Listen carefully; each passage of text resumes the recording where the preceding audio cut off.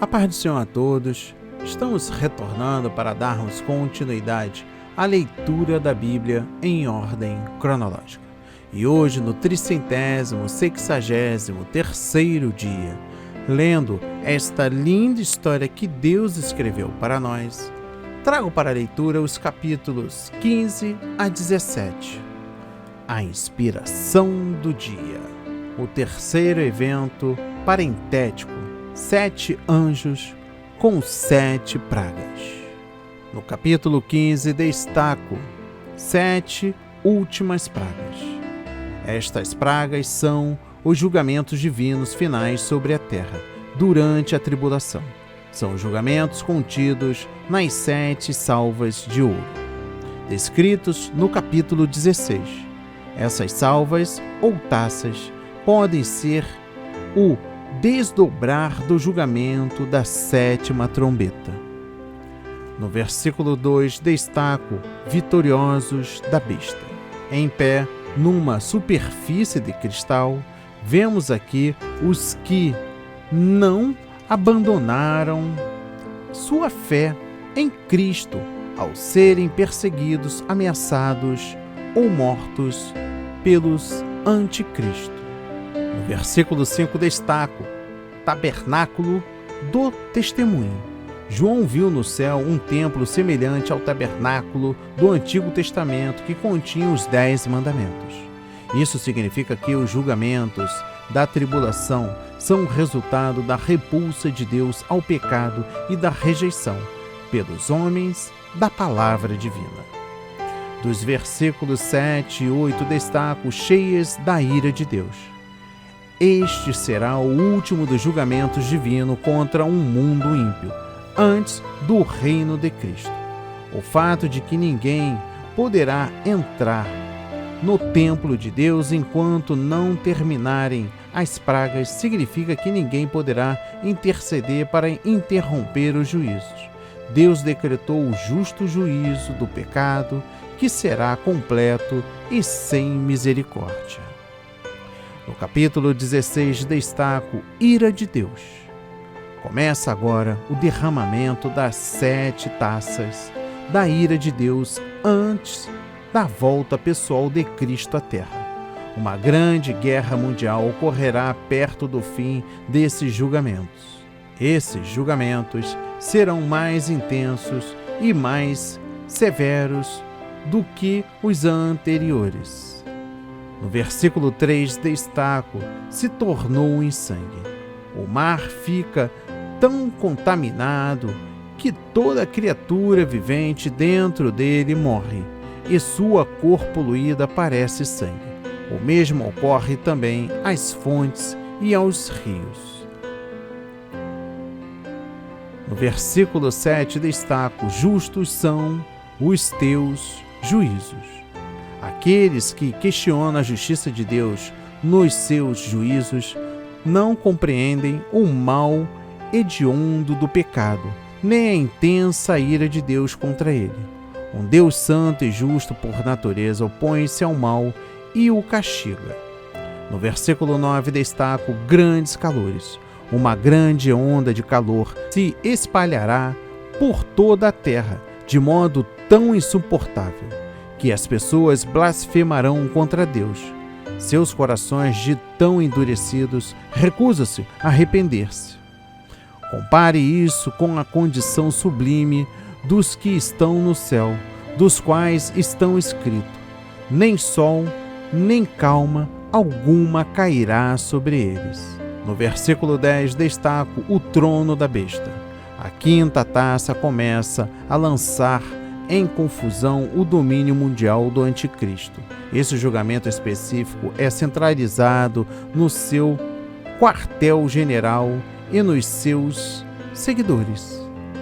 No versículo 11 destaco, não se arrependeram. No meio do terrível julgamento divino, homens e mulheres optarão por viver no pecado e por persistir na sua rebelião contra a justiça. O arrependimento é o único ato que pode interromper os julgamentos divinos. No versículo 12 destaca os reis do Oriente. Trata-se das nações do Oriente que, impulsionados por força satânica, participarão de um grande conflito, a saber, a guerra do Armagedon. O sexto anjo prepara o caminho para a guerra final da presente era, secando o rio Eufrates para deixar os exércitos do Oriente aproximarem-se de Israel. No versículo 13 destaca o Rãs. Estes espíritos imundos são demônios que operam milagres e assim enganam as nações para apoiarem o mal, o pecado e o anticristo. O dragão é o mesmo Satanás e a besta equivale ao anticristo. No versículo 14 destaca os demônios que fazem prodígios. Durante a tribulação, os governantes das nações ficarão endurecidos, enganados por Satanás através de seus milagres. Urdirão um plano louco que lançará o mundo inteiro num grande holocausto. No versículo 16 destaco Armagedon. Armagedon, do grego Armagedon, localizado no centro-norte da Palestina, significa Vale do Megido. Será o ponto central da batalha, naquele grande dia do Deus Todo-Poderoso. Essa guerra será travada perto do fim da tribulação e acabará quando Cristo voltar para destruir os ímpios, para libertar o seu povo e para inaugurar o seu reino messiânico. Note os seguintes fatos no tocante a esse evento. Primeiro, os profetas do Antigo Testamento profetizaram o evento. Segundo, Satanás e seus demônios reunirão muitas nações sob a direção do anticristo, a fim de guerrearem contra Deus, contra seus exércitos, contra o seu povo e para destruir Jerusalém. Embora o ponto central esteja na terra de Israel, o evento do Armagedon envolverá a totalidade do mundo.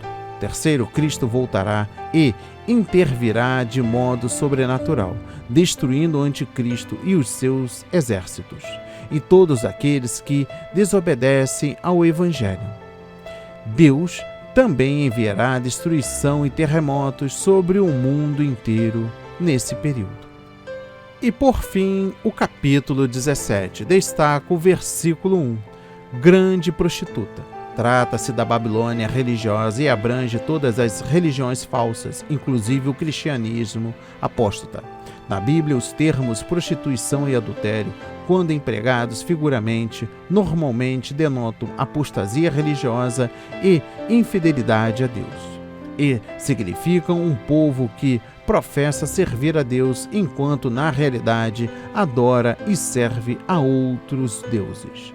Note o nítido contraste entre a grande prostituta e a esposa do Cordeiro.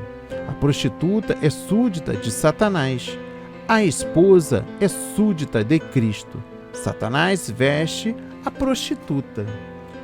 Deus veste a esposa do Cordeiro.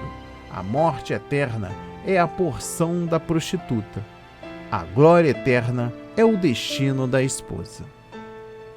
Concernente a esta falsa religião, primeiro, a prostituta rejeitará o Evangelho de Cristo e dos apóstolos, o poder da piedade. Segundo, ela se alinhará com os poderes e a filosofia de Babilônia, isto é, o estilo de vida do mundo com sua imoralidade.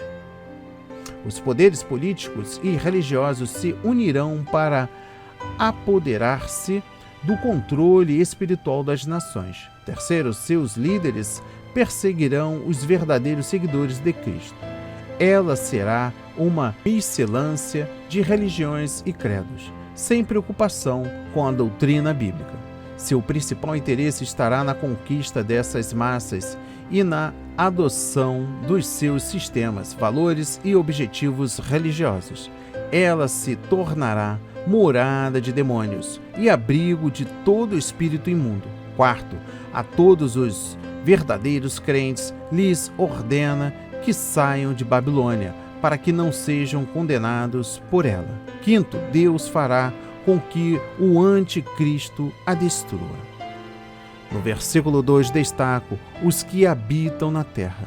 O verdadeiro parentesco da grande prostituta não é com Cristo, mas com o mundo. Primeiro, os hipócritas e os falsos profetas obtêm sucesso como resultado da sua doutrina, porque ela induz a sociedade mundana a unir-se a ela.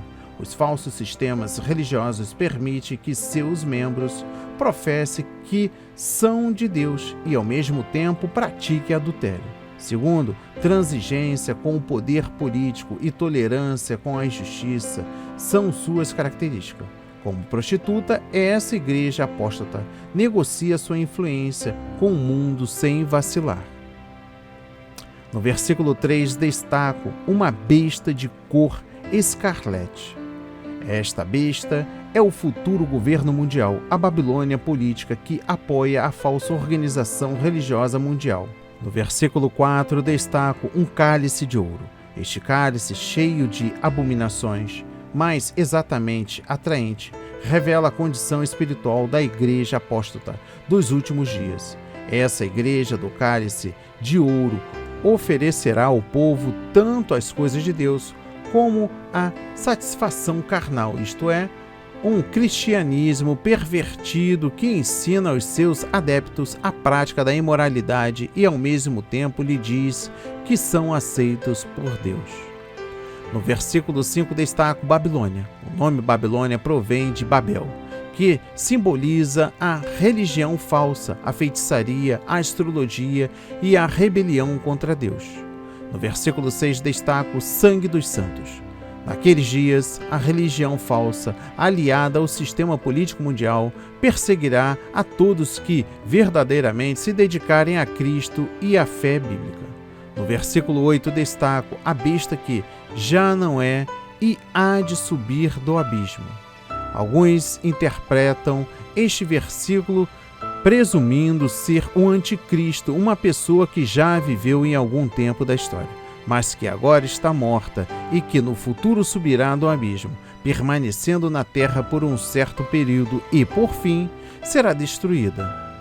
Outros relacionam o versículo com a declaração de João. Ainda no versículo 8 destaco, escritos no livro da vida desde a fundação do mundo. Essas palavras não poderão ser usadas para comprovar a eleição predeterminada do indivíduo para a salvação, ou predição, pois, de acordo com a Bíblia, o nome de alguém pode ser apagado do livro da vida por infidelidade e abandono da fé. No versículo 10 destaco 7 reis. Alguns acreditam que os 7 reis representam 7 reinos do mundo. Os 5 reinos passados são, admite-se, Egito, Assíria, Babilônia, Medo, Pérsia e Grécia. Aqui está dito que o Império Romano é o seguinte, isto é, aquele que existe. Este reino corresponde aos pés de ferro e de barro da imagem vista em Deuteronômio capítulo 2, versículos 41 a 43. Nota: são os estados nacionalistas que surgiram após a queda do Império Romano até o tempo presente. O reino posterior, o 8º, será o do Anticristo. No versículo 11 destaco: a besta é o 8º. A besta, o Anticristo, será derradeiro império mundial. É um dos 7, mas também é o 8º. Isso pode significar que pertence ao mesmo sistema mundano ímpio, ao qual pertenciam os 7 primeiros, mas que não faz parte daquele grupo. O Anticristo será destruído no final da tribulação. No versículo 12 destaco os 10 chifres. São 10 reis. Esses reis são 10 nações que exercerão grandes poderes políticos e apoiarão o futuro governante mundial. Constitui uma confederação mundial de nações que se oporão a Cristo e à verdadeira fé bíblica. No versículo 14 destaco combaterão contra o Cordeiro. Cristo destruirá o anticristo e aos que a ele se aliam na batalha final de Armagedon. No versículo 15 destaco águas. A prostituta, assentando-se em muitas águas, indica que haverá um só sistema religioso, ecumênico, universal e apóstata, na primeira parte da tribulação. Essa falsa religião será substituída pela religião do anticristo, ao assumir seu grande poder político. E por fim, o versículo 16, destaco: aborrecerão a prostituta. A certa altura do reinado do anticristo, a prostituta será odiada por ele e seus adeptos, os quais a destruirão totalmente, e as suas instituições. Este é o julgamento divino contra o sistema religioso mundial que rejeitou a verdade de Deus em Cristo. E isso pode ocorrer na metade da tribulação de 7 anos, quando a besta declara ser um Deus, exigindo que todos lhe adorem. Que a palavra de hoje seja semeada em corações quebrantados para a honra e a glória do Senhor. Leia a Bíblia diariamente, pois este é o verdadeiro canal que se aprende, conhece a verdade e ouve a voz de Deus. Amém e graças a Deus.